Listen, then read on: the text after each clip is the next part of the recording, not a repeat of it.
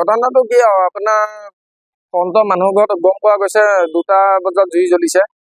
তাৰপিছত মোৰ ফোন মাৰোঁতে 4টা বজাত ওলাই আহোঁতে একদম দপদপীয়া জুই। তাৰপিছত ফায়াৰ ব্ৰিগেড মাতিছোঁ, তাৰপিছত জুইটো নুমাই থৈ গৈছে। তাতে সন্দেহ গাড়ী নম্বৰ এটা আছিল, সেইখন গাড়ী সন্দেহ এটা আছে। এখন পাণ তামোলৰ দোকান। ইয়াৰ পৰা ফ্ৰিজ নিছে আৰু ফ্ৰিজৰ ভিতৰত ঠাণ্ডা ধেৰ আছিলে।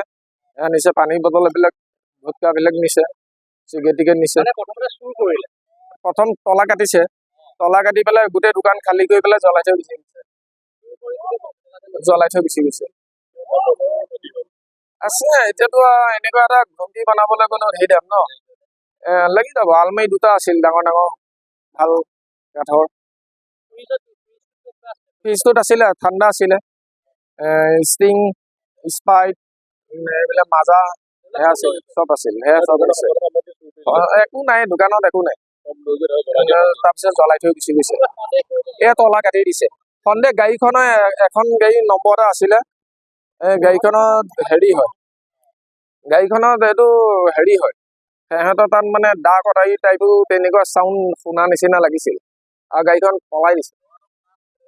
পলাই দিছে গাড়ীখন।